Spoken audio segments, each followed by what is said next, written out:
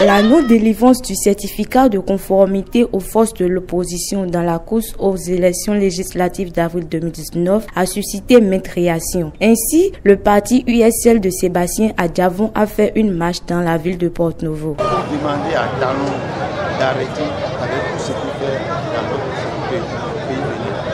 En fait, le mars dernier, USL est allé au congrès du parti USL. Avec la formalité qu'on est en train de faire, nous constatons à notre grande surprise qu'il nous a pas donné notre certificat de conformité à notre parti. Pas USL seul, il y a aussi les autres partis, FCB, ME, y compris l'opposition nationale. Dans quel pays il y a compétition sans l'opposition?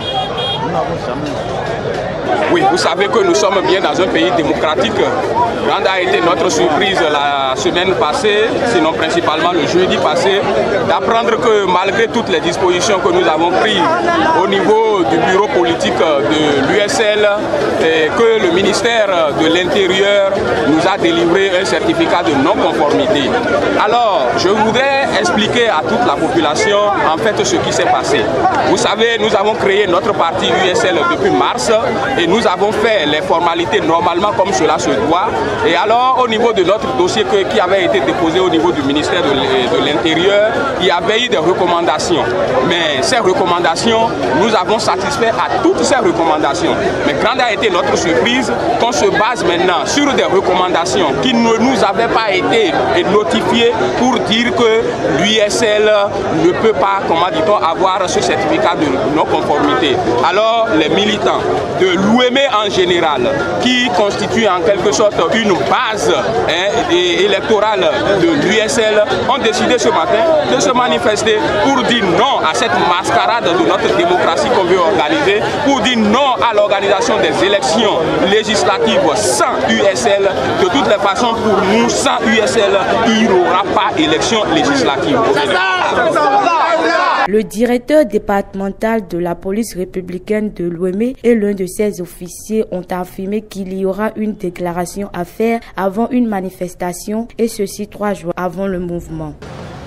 Et effectivement, ce matin, à partir de 6h30, on a constaté dans tous les départements de l'UEME quelques mouvements de groupuscules d'urgence, par exemple au niveau du pont de Porto-Novo, et au niveau de Semekoji et à Wando. D'habitude, les matins, au niveau du pont de Porto-Novo, la circulation est au ralenti d'habitude. Mais lorsque ces groupuscules se sont présentés au niveau du pont pour, disons, dans l'intention de manifester, nous sommes rentrés en contact avec eux pour leur dire qu'il y a des formalités requises. Et c'est dans ces échanges que l'impression a été donnée que le pont est bloqué. Donc tout est dénoué, tout est fluide actuellement. De même au niveau de Semekoji, ils sont passés avec les tracts de banderoles en main. Et idem au niveau du 5e arrondissement de Porto-Novo, où ils avaient voulu barricader la voie pour dire que lorsqu'ils n'ont pas les certificats de conformité, ils ne vont pas libérer la voie. Et tout s'est bien passé, on a libéré, la circulation est fluide actuellement. Au Bénin, nous sommes dans un régime déclaratif. Lorsque vous voulez faire une manifestation, vous devez faire la déclaration. Et ceci 3 jours francs avant. Lorsque vous ne faites pas cette formalité, ça devient un attroupement et tout attroupement est passible de peine privative de liberté. Et le code pénal l'a d'ailleurs prévu en ses articles 237 à 241.